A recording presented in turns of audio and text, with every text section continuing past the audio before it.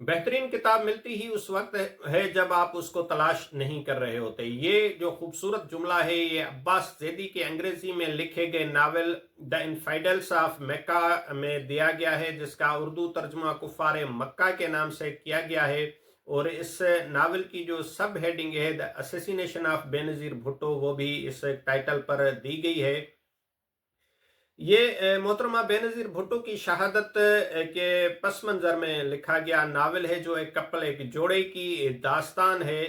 और उसमें जो है इश्क पर मबनी इस नावल का जो मरकज़ी किरदार है वो दारा शिकू है, जो पाकिस्तानी फ़ौज के एक कर्नल का बेटा है, और उनका सारा ख़ानदान फ़ौज में होता है। वो सख्त मजहबी किस्म के लोग हैं।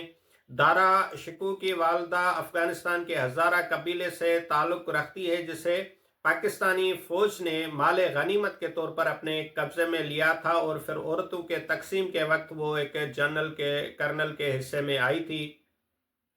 फौजी हमले और फतूहात हासिल करने का जो मकाराना अंदाज है, वो इस नावल में खूबसूरत अंदाज से बयान किया गया है। और उसके साथ साथ पाकिस्तान की सियासत पर भी गुफ्तगू की गई है। जुल्फ़कार अली भुट्टो के साथ होने वाली मुलाकात को पुरानी किताबों के बेचने वाले एक आम आदमी के मुंह से बयान करवाया गया है, जो कहता है कि भुट्टो के साथ जो कुछ हुआ वो उनके अपने ही अमाल का नतीजा था।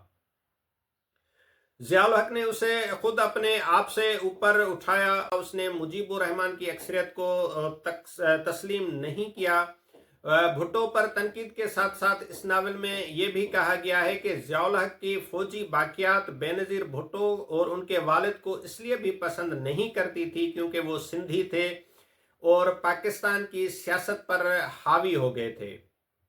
भुट्टो के बारे में मजीद कहा बताया गया है कि वो हुक्मरानों के अशराफिया तबके का एक ऐसा कारिंदा था जो दिन में सोशलिज्म की बात करता था और रात में मजहब की। उसकी बातों और अमल में फर्क था। वो ताकत का भूखा था। इस नावल का मरकजी ख्याल दो अफराद हैं जिन पर हालात का बहुत जबर है। एक दारा शकू, जिसकी दादी को धोखा देकर मारा गया था और उसकी वालदा को कैदी बनाकर जबरदस्ती निकाह में लाया गया था। दारा शिकू की वालदा एक शिया खानदान की थी, जबकि उसके वालिद सऊदी तर्ज के इस्लाम के पैरोकार थे। जो जनरल ज़ियाउल हक के खास दस्ते राज थे। दारा शिकू की 28 साल उम्र अपने ख़ानदान से बिल्कुल मुख्तलिफ है। वो पीपल्स पार्टी में तरक्की पसंद ख्याल रखने वाले बाएं बाजू के दोस्तों के गुरूह के साथ रहता है, जिनमें एक प्रोफेसर उमर होता है जो जुल्फ़कार अली भुट्टो का करीबी साथी होता है। दारा शिकू का पूरा ख़ानदान पीपल्स पार्टी से नफरत करता है। दूसरा अहम किरदार लालेन का है, जो कादियानी है और जिससे दारा शिकू इश्क करता है। नावल की इब्तदा 26 दिसंबर 2007 की शाम दोस्तों की महफिल से होती है, लेकिन मुसन्निफ जो है फ्लैशबैक टेक्निक के जरिए 80 की दहाई के अफगानिस्तान में जिहाद, ज़ियाउल हक और भुट्टो की सियासत के अहम मामलात बयान करता है। पाकिस्तानी सियासत में आमरीत, फ़िरका वाराना नफरत के मुआशरे पर पड़ने वाले असरात इस नावल में देखे जा सकते हैं। लेकिन एक ख़ास बात यह है कि मुसन्निफ़ कहीं भी किरदारों पर हावी नहीं होता, न ही कोई एक तरफ़ा नज़रिया पेश करता है, जैसा कि आमतौर पर मिलिट्री या फ़ौज को हर चीज़ का ज़िम्मेदार समझा जाता है। बल्कि यहाँ इस पूरे मंज़र में जो है जमहूरियत पसंद सियासतदानियों की गलतियों को भी पेश किया गया है।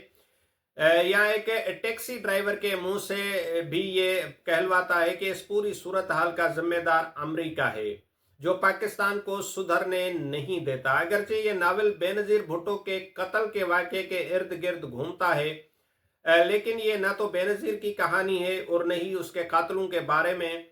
इस नावल के तमाम किरदार पाकिस्तान की तारीख के वो हकीकी किरदार हैं जो वाज़े तौर पर हमारे इर्द गिर्द मौजूद हैं।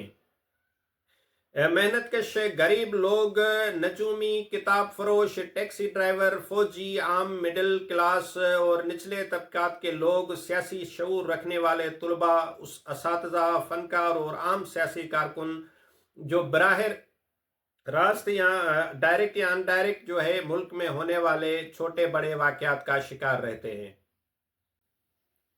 नावल की इब्तिदा में कहानी शुरू होने से पहले करबला के लुटे हुए काफिले का रस्मिया अंदाज में मुख्तसर बयान किया गया है, जो इस मौजू को दीगर हकीकतों से जोड़ता है। दारा शिको का किरदार, इसकी कैफियत, मुख्तलिफ चीज़ों में उसका सोचने का अंदाज या रिएक्शन, रद्द अमल उसके साथ होने वाले वाक़यात के असरात को महसूस कराता है।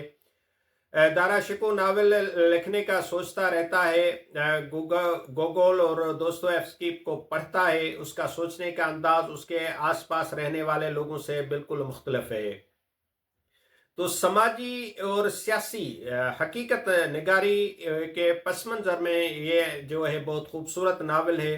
ये पाकिस्तान की तारीख और पाकिस्तान की तारीख के साथ जो ट्रेजिडीज होती रहती हैं, अभी तक होती रही हैं, उसको समझने का भी एक अलग ज़ाविया पेश करता है, अलग नज़रिया पेश करता है। तो मैं समझता हूँ कि पाकिस्तान के political history, social history, Pakistan की जो यहाँ की मुख्तलिफ सियासी मामलात हैं, उनको समझने के लिए एक नावल ये एक हुक हमें देता है, एक पॉइंट हमें देता है कि इन चीज़ों को हम इस नज़र से भी देख सकते हैं। तो ये एक बहुत ही खूबसूरत पढ़ने जैसा नावल है, जो नौजवानों को पॉलिटिकल हिस्ट्री, सोशल हिस्ट्री में दिलचस्पी रखने वाले लोगों को और पाकिस्तान के मजमूई हालात के में दिलचस्पी रखने वाले लोगों को ज़रूर पढ़ना चाहिए। Thank you.